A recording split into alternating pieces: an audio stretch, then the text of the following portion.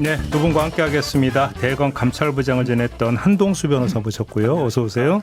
한겨레 신문의 이춘재 논설위원 모셨습니다. 어서 오세요. 안녕하세요. 이 사법부때 다룰 게 너무 많아가지고 그렇습니다. 너무 쏟아져가지고 지금 법률 문제가 아니고 정치 문제로 되고 있습니다. 그러니까요. 네. 그 뭐 이거 다 지금 여기서 소화할 수는 없고 몇 가지 좀 너무 이채로워서 일단 이거부터 좀 질문드리고 싶은데 노상원 씨가 증인으로 나와서 귀찮아요. 증언 안 할래요. 이런 장면 혹시 보신 기억 있으십니까? 뭐 제가 법원에 있을 땐 본 적이 없습니다. 간혹 이거는 이제 7, 80대 이제 노인분이 이제 저 귀찮아서 이제 증언 못 할래요. 약간 피해자분들 이런 분들이 하는 얘기야지.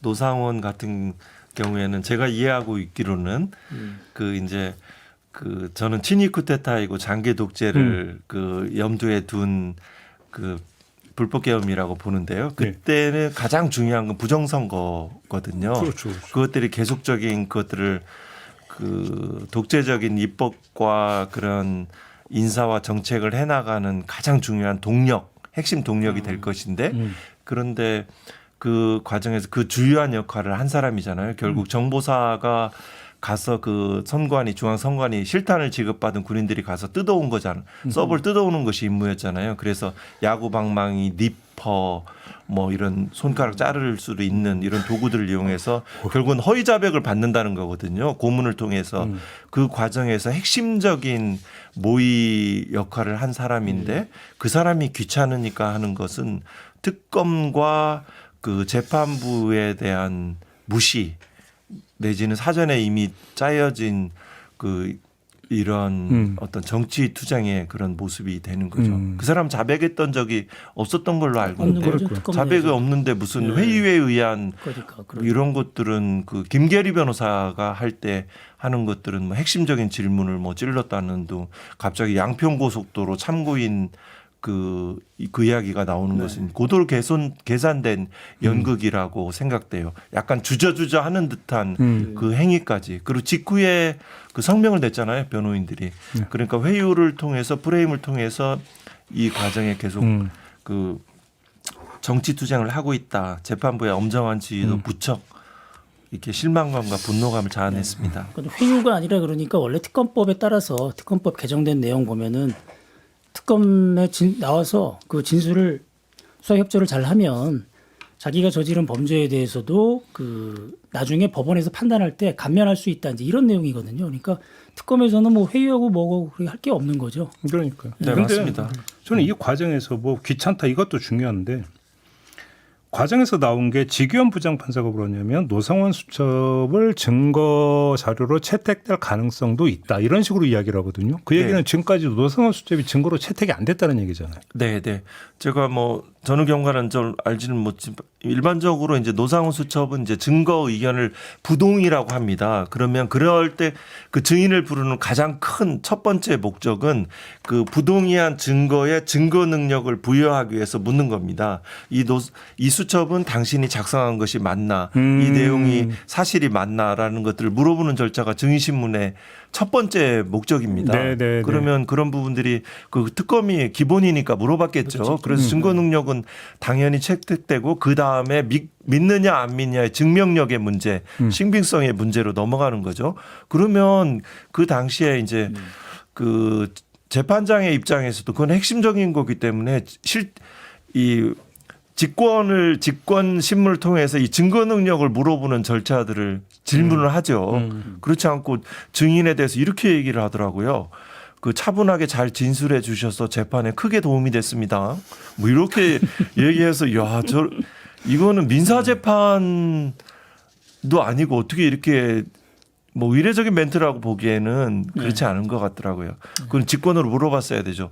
그는 그 증거 능력은 그 부인되고 가사 부인된다 하더라도 그래서 무죄를 준다 하더라도 또 이 항소심도 고등법원도 사실심이기 때문에 증인을 또 소환해서 증거 능력 부여 절차를 받을 수 있습니다. 그러면 이제 그날 뭐 이제 노상원 수첩에 대해서 묻고 노상원은 아무도 없다는 식으로 하고 했던 게 이제 노상원 수첩 증거 채택을 앞둔 전 단계의 과정이다 이렇게 보면 되는 건가요? 정리를 하면. 그날 그 노상원 증언을 보면 자기가 그 수첩 내용 수첩을 안 썼다 이런 식으로 부인은 못했어요. 그러니까 자기 그 내용에 대해서 특검보 쪽에서 이제 신문을 했을 때 그 내용 자기가 쓴 거는 인정을 했으니까. 그러니까. 네. 네네. 노상훈의 필적이 맞고 그 내용에 대해서 맞고 거기에 나오는 그 각 기재된 내용에 대해서 스스로 설명하지 않은 거잖아요. 그렇죠. 그 중에 사후에 또 가필한 거 있을 수 있겠죠. 뭐 차범근 운운 뭐 이런 것들이 여러 가지 충분히 그 정도 기획하는 사람들이기 때문에 자기의 뒷날을 대비해서 할 수 있는 사람이에요. 예를 들어서 나와 그 노상원 말고 또 있죠. 그 현재 그죠? 네. 문사령관에다 나와의 그 연락 내용은 다 없애라라는 것들을 사후도 대비할 만한 네. 사람이기 때문에. 네. 알겠습니다. 다른 거 좀 하나 여쭤. 아까 JB타임즈에서 잠깐 전해드렸는데 황교안 전 총리 구속영장이 기각이 됐어요. 그래서 이제 그냥 그 재판으로 넘어갔는데 공소장을 보면 예. 체포영장을 집행하려고 하니까 황교안 전 총리가 문 걸어 잠그고 유튜브 채널에 글을 올렸습니다. 뭐 긴급 비상하면서 뭐 지지자들을 불러 모은 예, 거죠. 막아달라는 거였죠. 그래서 지지자들이 와가지고 현관 앞에 딱 버티면서 뭐 검사 수사관들에서 뭐 XX 이제 쌍욕 나오고 너 중국 놈이냐 뭐 이렇게 얘기 나왔다는 거잖아요. 그래서 경찰이 출동해서 뭐 좀 몇 명은 또 그러니까 잡아가기도 했다는데 이렇게까지 했는데 구속영장 기각됐다는 게 말이 되는 얘기입니까? 그러니까 말이죠. 네. 할 말이 없죠. 할 말이 없는데. 네네. 그러니까 그래서 네. 전반적으로 그 이 내란 사건에 대한 그 영장 전담 판사들의 시각이 일반적인 우리 그 시각과는 좀 다른 것 같아요. 아니 그러니까 간단히 뭐 체포영장 집행을 방해를 한 거잖아요. 그렇죠. 방해한 그러니까 이게- 거잖아요. 그러면 예를 들어서 지금 윤석열 전 대통령도 체포영장 집행 방해 저걸로 기소돼서 지금 재판받고 있죠. 뭐가 다른 건데 이게? 그렇습니다. 예. 그러니까. 그 뭐 판사의 판결, 결정, 영장 이런 부분들은 그러니까 100% 착오 없이 온전하게 집행되는 것이 법 질서의 기본이지 않습니까? 되게 그 굉장히 엄중한 범행을 한 것인데 여기에 구속영장을 기각하는 거. 예를 들어서 조희대 대법원에 관한 몇 가지 이 탄핵 사유에 해당될 정도의 사유에 대해서 또 지기현 그 현재 그 재판장의 그 압수수색 영장을 기각하고 있잖아요. 거기에 대해서 이 진실 발견에 대해서 협조를 안 하고 있다라고 저는 최종적으로 생각을 할 수밖에 없습니다. 아 참. 그래서 지금 판사들이 그 대법원을 중심으로 해서 이거는 정치 투쟁을 하고 있다. 그 사람은 투사라고 이해하는 것이 오히려 그 온전한 인식이라는 생각은 듭니다. 그래서 그럼 1차 위기 같습니다. 얘기 나온 김에 지금 어제 공청회 있었죠? 대법원 네, 대법원 공청회. 공청회. 그건 어떻게 지켜보죠? 그것도 넓은 의미에서 지금 대법원을 중심으로 한 그 여론전 옛날 그 정치 검사들이 하는 행태처럼 그 법원장 회의를 열고 또 이 공청을 통해서 그 보수 언론과 계속 확대 재생산을 할 거 아니에요. 지금 대법원의 논리에 그 동의하는 발표자와 토론자 내지는 그 중에서 일부 문장을 발췌해서 예전에 그 세종대왕이 그 대선 개입 사건이라고 칭해지는 이재명 대표 공선법 그 초고속 파기환송 판결에 대해서 세종대왕 왕권 강화를 위한 통치수단으로서 법을 삼지 않았다 이런 말처럼 이거를 계속 정치 투쟁화하고 있는 것인 것 같습니다. 반면에 민주당 뭐 조국혁신당 민변 뭐 이런 참여연대 등에 대해서 각자의 견해 차이들을 가지고 각자의 정치적 이해관계에 움직이는 측면들이 국민 눈에 있어서 그 측면에서는 충분한 전문성을 가지고 바른 견해들을 제시해 주는 것들이 필요해야지 국민들이 이 걱정하고 불안해하지 않으실 것 같습니다. 오늘 그 공청회 오늘 2일차인데 오후에 제가 나가요. 그래서 말씀하시는 그런 식으로 활용 안 되게 네. 잘 얘기를 해야겠죠. 그러니까 오늘 그 주제에서도 예, 네. 대법원의 대법관 증언 문제, 그다음에 상고심의 어떤 그런 문제들에 대해서 얘기하는 건데 그 뭐 쓴소리를 좀 해달라고 그러더라고요. 법원행정처 쪽에서. 그러니까 외부의 소리를 좀 듣는다는 자세는 돼 있는 것 같아요. 근데 어제는 이제 그런 주제가 아니었기 때문에 예, 여러 가지 그런 본질적인 얘기는 안 나왔고 네. 오늘 아마 좀 나오고 네. 내일 또 아마 내일이 이제 토론회가 있죠. 그 문영배 재판관, 그다음에 김선수 대법관 이런 분들 원로들이 나와서 지금 현재 대법원 저 사법부가 처한 문제가 뭔가 네. 이런 것들 내일 토론한다고 하니까 결과를 좀 볼 필요가 있을 것 같고. 저는 국민을 뭐 진정으로 경청하고 이런 자세는 표면적인 그렇게 레토릭 비슷한 것이고요. 그 주제를 보면 거기에 대해서 지금 대법원의 가장 중요한 것은 대법원장의 인사권입니다. 그러니까 법원행정처 네네.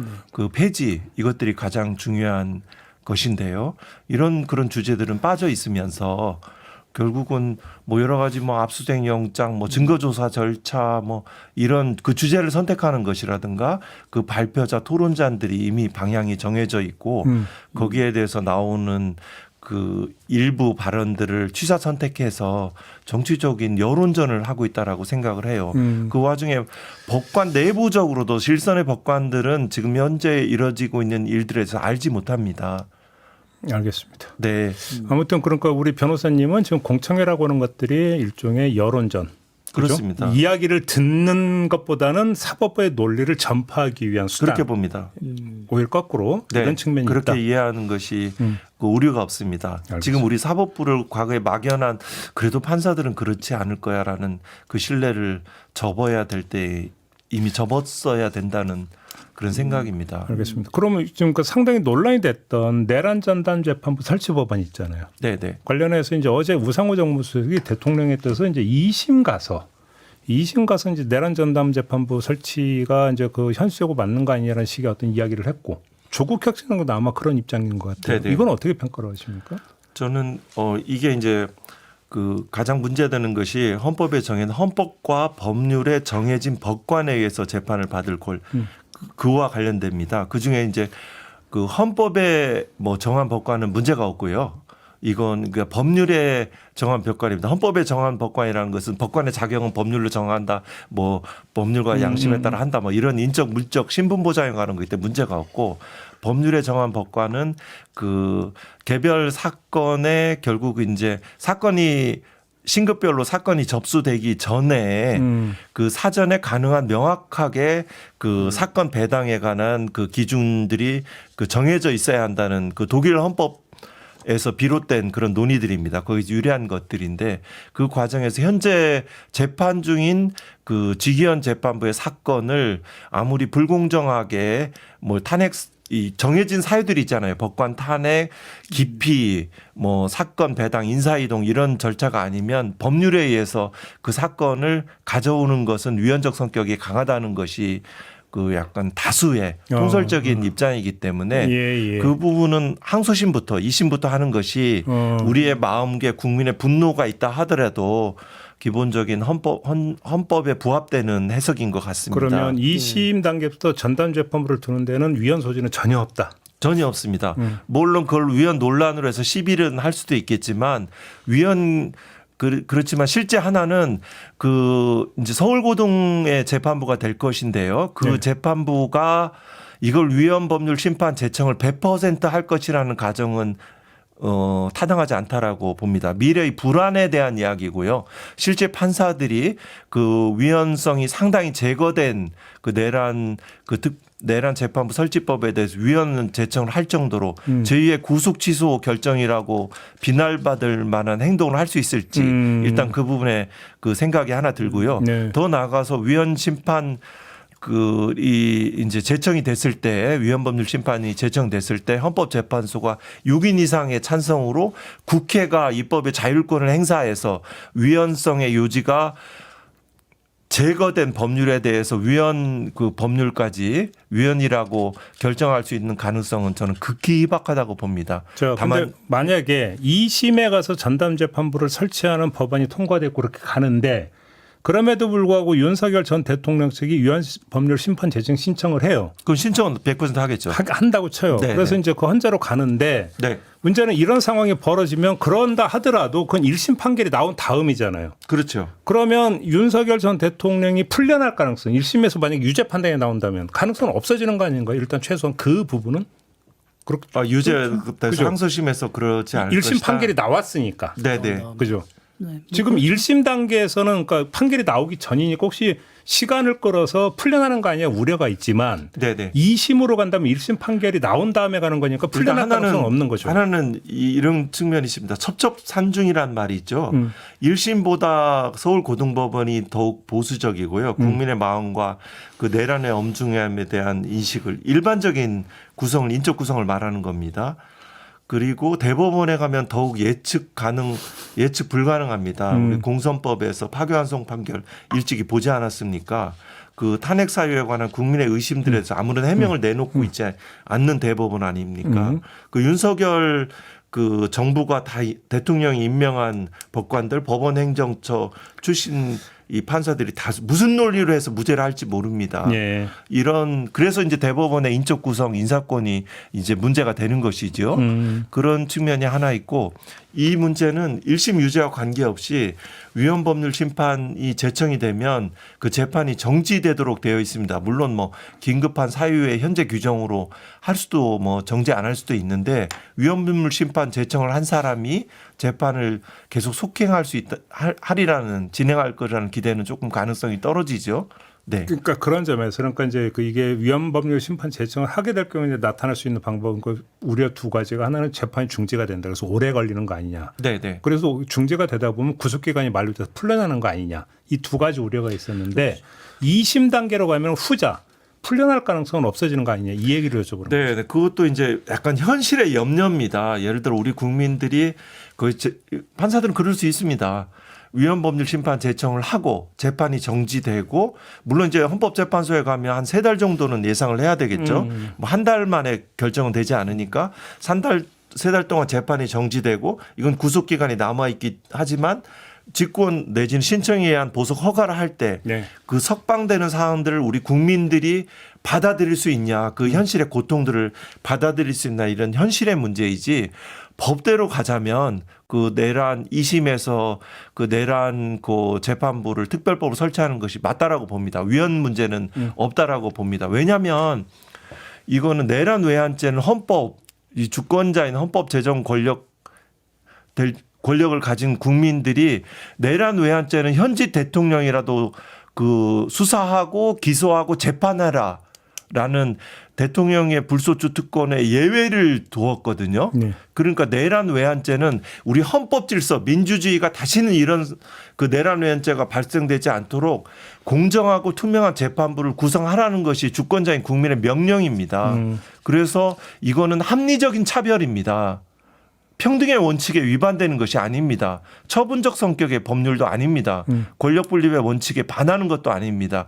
이것들에 대해서 이 비판하는 것은 정치적인 투쟁이죠. 알겠습니다. 네. 근데 안타깝게도 아무튼 그런 판단은 한 변호사님이 하는 게 아니고 헌재에서 하게 되는 거니까. 아, 네. 예. 네네. 저도 이제 저의 그러니까 의견을 이게 가지고 이게 위헌이라는 네. 그 논리도 만만치 않거든요. 그러니까 지금 걱정하는 거는 그렇게 지금 팽팽하게 맞서는 상황에서 아까 말씀하신 대로 재판이 중단되거나 이렇게 해서 내란 단죄가 늦어질 경우에 사회가 더 혼란스럽고 이런 것들을 막자는 거죠. 지금 뭐 위헌 합헌을 따지기 전에 이 재판이 내란 단죄의 과정이 신속하게 정상적으로 진행되길 바라는 그런 마음이 강하기 때문에 그렇죠. 다만 이제 염려를 하는 방법론이 좀 거죠. 제가 다른 이제 위헌 논리가 만만치 않다는 견해는 타당하지 않습니다. 죄송한데 그러니까 그게 그렇지 않습니다. 그거는 심지어는 어떤 위헌 물론 이제 좀 더 그 법사에서 좀 더 전문성 있게 그 독일 헌법과 헌법재판소의 태도라든가 여러 가지 법률 해석에 관해서 뭐 조금 더 충분하게 설명하고 해소하는 작업들이 필요하지만 그러니까 요건 아까 이제 변호사님 그 말씀하셨잖아요. 지금 재판부가 구성돼서 재판이 진행되고 있다가 1심에서 전담 재판부가 구성해서 가져오게 하는 것은 위원회 그러니까 소지 부분을 아까 언급을 하셨잖아요. 네, 위헌 결정이 날 가능성 극히 희박하다고 봅니다. 그래도 아니요, 2심에서 하는 거는 아니 그러니까 그러니까 제가 그 얘기를 지금 이제 일심이죠. 갈라서 네. 봐야 된다는 게 그러니까 2심 단계에서 내란 전담 재판부를 사전에. 구성하는 거에 대해서는 뭐 위헌 소지 얘기가 이건 둘째 문제고 네. 문제고. 1심이 진행되는 상태에서 기존 재판부를 제끼고 네네. 전담 재판부를 구성을 해서 재판을 가져오게 하는 것에 대한 위헌 여부 네. 이거는 좀 아까도 이제 잠깐 언급을 하셨으니까 위헌 그거를 가능성이라고 예. 판단할 가능성이 높다. 그러니까 네, 그 정도 견해는 두 분이 제가 별로 다른 최종적으로 얘기를 생각을 그렇죠. 했습니다. 다른 얘기 하는 게 1심이야 아니에요. 이군요. 네. 제가 좀 자세히 경청하지 못했습니다. 그러니까 네. 2심 단계에 이제 들어갈 때 그거에 대해서는 별로 이견 없는 거잖아요. 두 분. 거기도 이제 재판부 구성할 때 위헌이라고 얘기하는 거는 이제 법무부 장관 추천 이런 부분에 대해서 그런 부분에 대해서 위헌성을 얘기하는 것 같아요. 네. 알겠습니다. 이 첫 번째 처음에 대법원 여기서부터 시작했어요. 이런 것은 헌법의 명문에 규정이 있어야 된다라고 얘기를 했죠. 그렇지만 이거는 군사법원과 같은 예외법원이 아니기 때문에 그런 헌법의 명문의 규정이 근거가 없어야 된다는 건 논리적으로 승복을 한 거죠. 또 이제 이제 주장을 바꿔서 법무부 장관이 들어가는 것이 이제 문제가 있다는 식으로 하고 있는 거죠. 근데 그 그거는 추천 뭐 방식. 여기서 이제 뭐 찬반을 굳이 논할 이유도 없는 게 민주당에서는 그렇습니다. 빼는 쪽으로 빼는 가닥을 거는 잡은 것 같더라고요. 그렇습니다. 네. 네, 그럼 뭐 어떤 뭐 위헌십이라고 해서 훨씬 더 이제 줄어들어가는 거니까. 없습니다. 이게 지난 그 아까 이제 말씀하신 것 중에 이제 그 법원의 태도 얘기할 때 지난 월요일 날 있었던 법관 대표 회의가 좀 실망스럽긴 했죠. 결과가. 그러니까요. 예, 이게 좀 여기서 그 사실은 12.3 비상계엄이 만약에 성공했으면 큰 타격을 받는 곳이 사법부예요. 사법권을 박탈하는 거였으니까 그 조치가. 그렇죠, 예, 그러면 근데 그 당시에 사법권 그 지키는 거 다 시민들이 지켜준 거잖아요. 목숨 걸고 지켜줬는데 그러면 그렇게 지켜준 사법권 가지고 열심히 내란든지 열심히 이제 재판 진행해서 잘했으면 되는데 엉뚱하게 구속 취소를 풀어주고 그렇죠. 또 재판 지연되고 영장은 다 기각하고 이러니까 국민들 눈에는 좋게 안 보이죠. 사법권을 지켜줬더니 당신들은 그러니까 독립만 얘기하느냐. 간단히 저는 뭐 법리고 뭐고 이걸 떠나서 국민들의 보편적 정서는 아니 왜 이게 내란 사건인데 왜 일반 사건 다뤄도 타냐 이거 아닌가요? 간단히 이야기하면 네. 왜 이렇게 한가하냐 지금 이게 말이 되는 얘기는 이 얘기잖아요. 그렇습니다. 근데 사법권의 타격, 사법권의 독립을 지켜줬다라고 표현하시는데 그 기존의 사법의 역사를 살펴보면 그 군사 독재 시절에 순치되었었죠. 그렇죠. 그 사법권은 그러니까 스스로 국가의 지켜야죠. 폭력, 뭐 외부의 간섭, 불이한 불공정한 세력들, 불공정한 당사자, 범죄자로부터 인권을 지키고 검찰 권력 포함입니다. 인권을 지키고 민주주의를 수호하겠다는 사명과 의지를 가진 것이 아니고 어떠한 권력이 들어온다 하더라도 나는 주어진 재판을 하고 여기에 나의 월급과 나의 신분 보장을 되는 그러니까 그것들을 어떤 법복 귀족이라고 비판할 정도의 어떤 그런 것이죠. 그래서 그걸 국민 그 사법권의 독립에 대한 치열한 의지가 있다고 전제하는 것은 뭐 사실이 아닐 수도 있습니다. 법관 사이도 많은 변화들이 있었던 것 같습니다. 알겠습니다. 다른 문제로 좀 넘어갈게요. 민주당 인사도 통일교 쪽으로부터 금품을 받았다. 요 며칠 계속 이 뉴스가 또 하나 쏟아지고 또 있습니다. 추가해서 이제 법관 대표회의는 일선 법관들의 다수의 의사를 그 수렴해서 그냥 대변하는 역할에 그치고 있습니다. 네. 알겠습니다. 관련해서 좀 몇 가지 짚을 점이 있는데요. 첫째, 자 특검의 설명은 이런 거잖아요.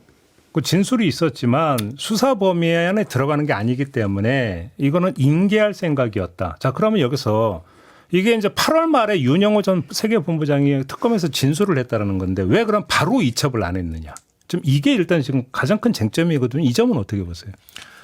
제가 뭐 사실관계는 좀 정확하게 좀 알지는 못하는데 또 어떻게 보면 되게 또 민감한 사안이기도 하지만 그러니까 제가 아는 범위 내에서 말씀드리면 그 특검법의 이제 수사 대상인지 여부에 대해서는 어느 정도 이제 명확한 해석이 가능하잖아요. 그러면 특검법이 수사 대상이 아니면 어떤 그 신문조서 진술 내용 중에 아마 있었던 것으로 보이는데 그러면 그 사항에 어느 정도 합리적인 근거가 있다라고 하면 거기에 대해서 가능한 뭐 내사 사건 번호를 땄다고 하대요. 그렇죠. 그럼 가능한 거를 하고 범죄 혐의점이 발견되면 신속하게 이첩을 그 하는 것이 일단 법실무로 네. 내사 사건 번호를 부여했다는 게 어떤 의미예요? 그러니까 이제 정식 내사는 입건했다는 얘기죠. 네, 내사는 이제 형사 입건 전 단계로 입건의 전 단계죠. 고소 고발이 있거나 인지를 했을 때 그 형제 번호를 붙이는 그 입건의 전 단계로서 내사 네. 내부적으로 이제 그 사실관계를 파악하는 진상을 확인하는 단계이죠. 그러면 내사 사건을 딱 이제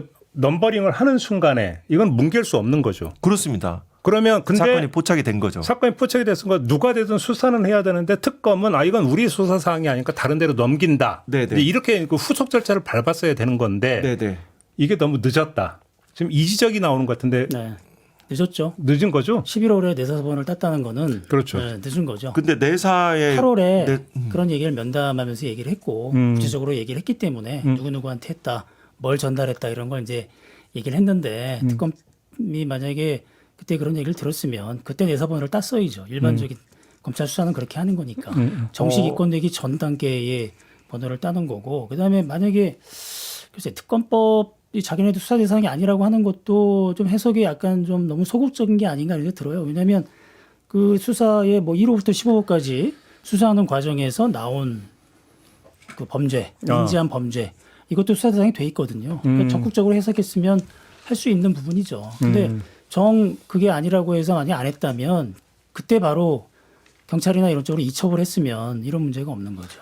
조금 아쉬운 대목. 근데 이제 검찰에서도 뭐 각종 이제 진술, 참고인 피의자 진술 중에 보면 검사의 뇌물 사건들이 진술이 있거든요. 그 내사로 사건으로 봐서 수사로 가는 얘기들은 그러니까 검찰의 수사 기록들을 보면 그런 내용들이 많이 들어올 텐데 이 건 같은 게 내사 사건의 운명은 내사 사건을 해보니까 입건할 정도가 아니다. 내사 사건을 종결하든지 아니면 정식으로 입건해서 하든지 그 수사 대상이 아니면 사건을 이첩하든지 이런 관련자들의 그 조치가 현재 보도된 바에서는 그 지체되었던 것은 그래서 여러 가지 그러니까요. 예, 신뢰를 떨어뜨린 점은 있는 것 같습니다. 그게 이제 11월에 내사 사건 번호를 땄다라는데 이중의 의미가 있는 거죠. 하나는 지금은 그 위원장님이 말씀하신 대로 아니, 진술은 8월 말에 나오는데 왜 석 달 뒤에 가서야 뭔가 사건 번호를 따느냐라는 어떤 지적이 있을 수 있고 또 한 가지는 그러니까 처음에 이게 제기됐던 의혹은 진술을 했는데 왜 수사를 안 해? 니네 결국 뭉개려고 했던 거 아니야? 이 의혹이 있었는데 근데 11월에 사건 번호를 땄다라고 하는 얘기는 이게 이제 세상에 공개되기 보도되기 전에 사건 번호를 부여를 했다라는 거거든요. 그러니까 스스로 뭉갤 생각은 또 없었다라는 하나의 또 반증이 되는 거니까. 수사 보고서에 남겼으니까 그러니까. 공개지는 못하고 아마 수사를 종결하는 시점에 이제 한꺼번에 이제 이첩하고 이제 그러니까 그런 과정을 겪으려고 했었던 것 같은데 제가 볼 때는 좀 실무적으로 그렇죠. 뭔가 좀 어떤 그 매끄럽게 처리가 안 된 이런 어떤 건 아닌가 이렇게 봐야 될 것 문제는 같아요. 이제 공소시효가 오히려 나왔기 그렇게 때문에 보는 것이 공소시효 문제가 걸려서 그러니까. 빨리빨리 넘겼으면 좋았겠다. 그렇죠. 그런 아쉬움은 당연히 네. 있죠. 네네. 뭐 기본적인 뭐 그 김건희 특검의 어떤 공정성과 신뢰도 자체를 뭐 이런 측면보다는 지금 그렇게 보는 것이 현재로서는 되게 안전한 해석일 것 같습니다. 그러니까요. 이제 네. 그 보도를 보면 11월에 사건 번호를 딴 것도 이제 그러니까 수사 실무선에서 이제 정리를 하는 과정에서 아, 이걸 이렇게 하는 게 맞을 거 그러니까 좋을 것 같습니다라고 의견이 올라와서 이제 사건 번호를 부여했다. 보도는 또 이렇게 나온 게 있거든요. 그러니까 정리 단계에서 결국 인정했던 이게 아닌가 이제 이런 생각이 좀 들어요. 그러면 왜 신속하게 안 했느냐라는 비판에 대해서는 특검은 할 말 없음. 사실 이렇게 가는 게 맞는 것 같습니다. 네. 그죠? 아무튼 그 지금 이제 어제 이제 경찰로 넘겼다고 하거든요. 이첩했다고 하니까 이제 경찰이 어떻게 수사하는지 이걸 좀 봐야 되는 거겠네요. 네네. 정리를 하면. 그렇습니다. 알겠습니다. 오늘 이야기는 좀 이렇게 마무리하고 두 분하고 인사 나눠야 될 것 같습니다. 수고하셨고요. 저도 물러가겠습니다. 고맙습니다. 네. 수고하셨습니다. 감사합니다.